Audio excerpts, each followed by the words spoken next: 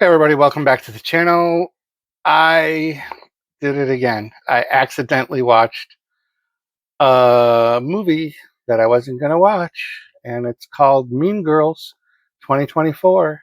Not the classic. This is a remake of, or this is a adaptation of the musical, which was an adaptation of the original Mean Girls. And I definitely have some thoughts on this. Um, I Oh man, I think overall I did not like this version of it. There are some highlights. I definitely see why some people enjoyed it.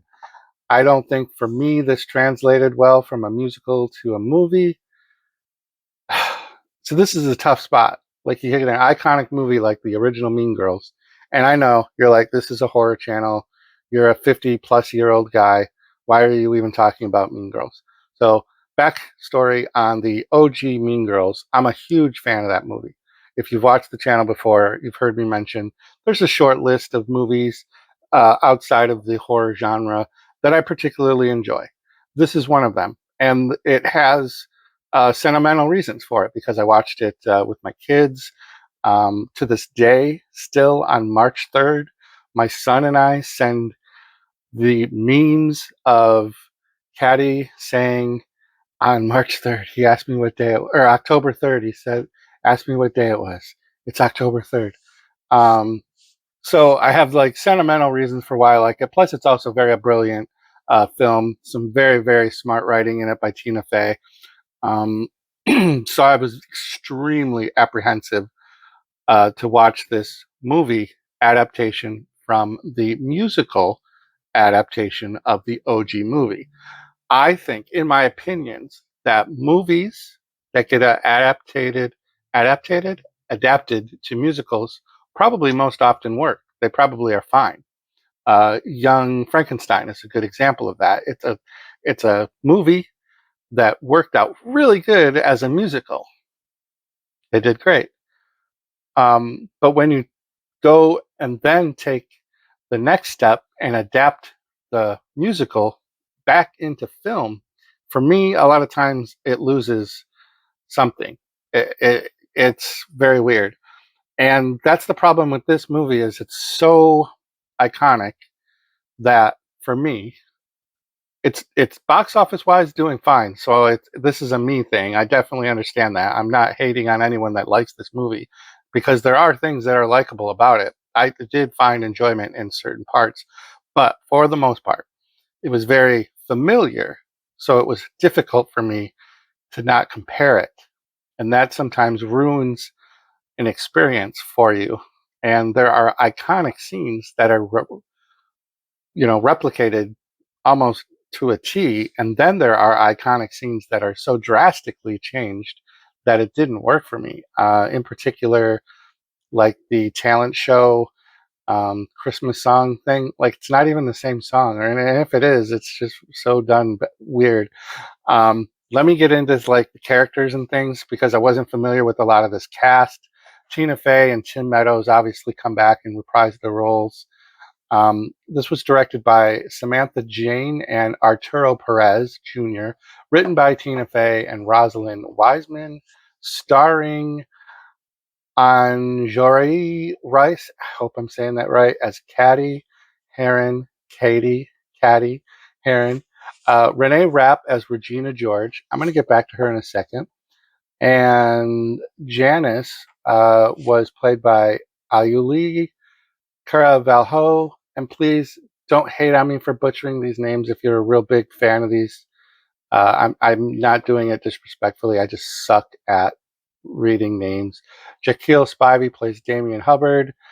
Uh, this this character right here, this actress, is my breakout moment for this movie.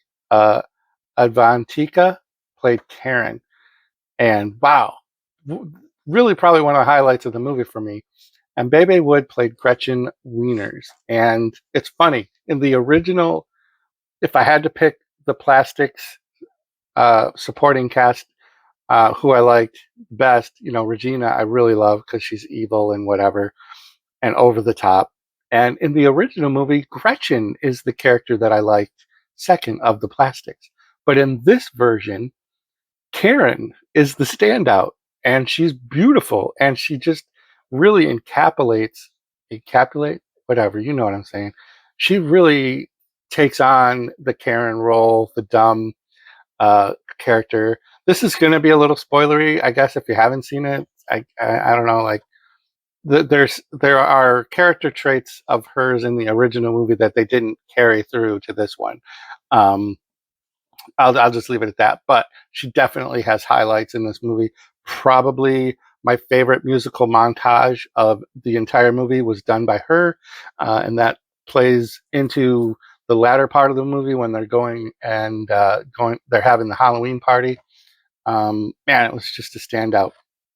Um, Now the actress that plays Cady, I can't help but say Cady because that's the joke in the movie. It's Cady, but um, she played Betty in the Spider-Man Tom Holland series of movies. So she's really basically the only one outside of Tina Fey and Tim Meadows that I knew.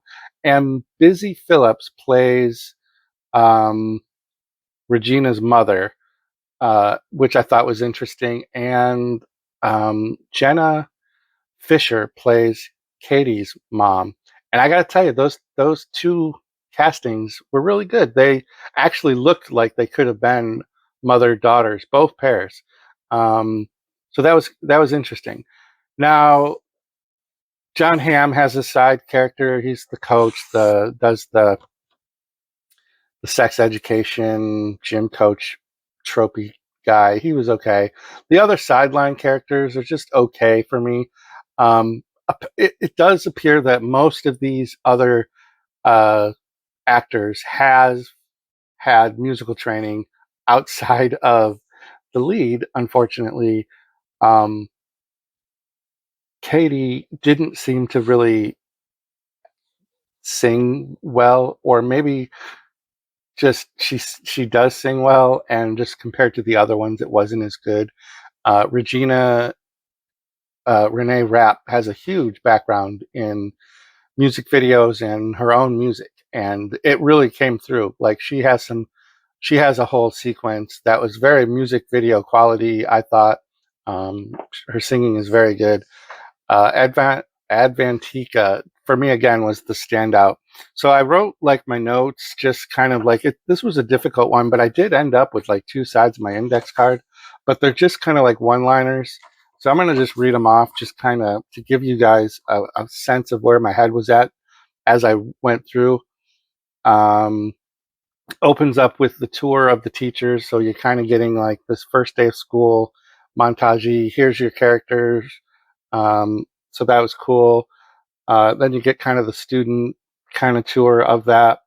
I wrote that Regina was okay. The oh hell no Gretchen. I was like, oh hell no Gretchen, because I didn't like her. And Karen was so, but then she completely grew on me. She's the only character that I grew to really enjoy out of everybody. Best song during the Halloween scene. I already mentioned the Busy Philip and Jenna mom characters. There is a song sequence called the Apex Predator. I said that was horrible.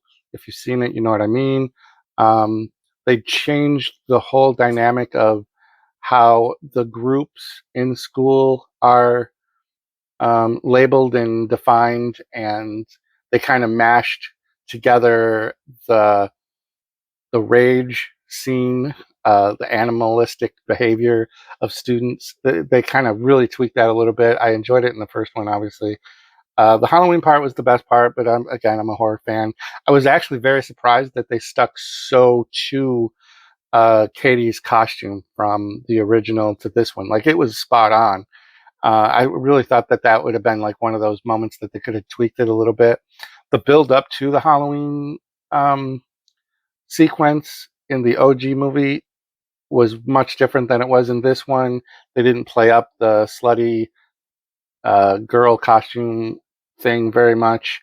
I did appreciate that they had Friday the 13th playing on one of the TVs.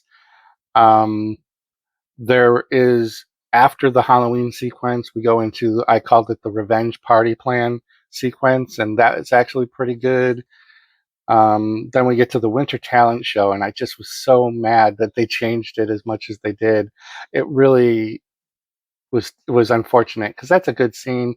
If you were gonna do a musical, at least that was a song already. Like, you could have just kept the same song, right? Maybe there was licensing issues. I don't know. Um, I something that I missed. It's kind of funny that I drew it the way I did on my little index card. Let's see. Tina Fey and Tim Meadows were a couple. I don't remember that in the original movie. Let me know in the comments down below. Did I miss that in the OG movie? Was it hinted at and I just didn't pick up on it because of whatever? I don't know, but it was definitely out in the open in this movie. I don't know how that would actually work in real world. Like, he's the vice principal or the principal, and she's a teacher. I don't know that that would actually work. I loved that there was a sequence when they called it the beginning of the motherfucking end, and I thought that was pretty funny. This had a budget of $36 million. $36 million. That's a pretty high budget, I think, for a movie like this. And it made, at the time of when I did my research, 71 million. So it doubled its money. It's doing well. So you go through the whole breakdown. Regina becomes the bad guy. She's exposed.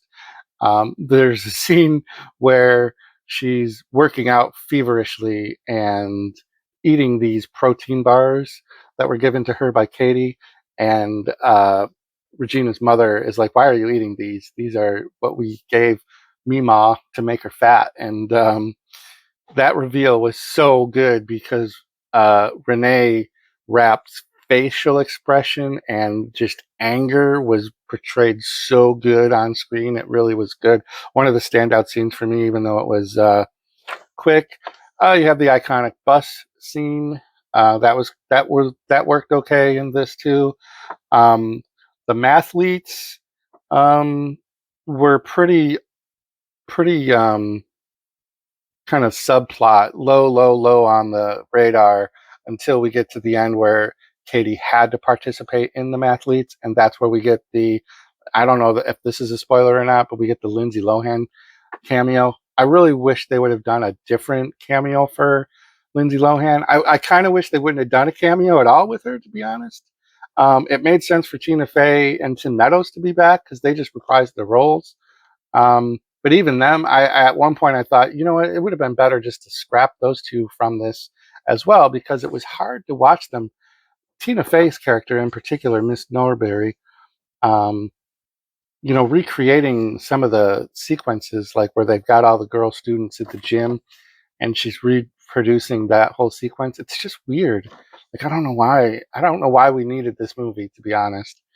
I did laugh out loud when the girl who didn't go to the school was singing at the spring fling or whatever that was. I actually, before they even acknowledged who the girl was, because they do, I saw her on stage and singing, and I laughed. Probably the only time I laughed out loud. I was like, "How did she get out? Why is she doing the song?" But it just was funny. Um, and yeah, that's about it. I'm pretty biased. I would definitely not watch this again. I wish I would have accidentally not watched this one. And I'll quote a line from the movie. If you don't like my review of this movie, you can get off my dick.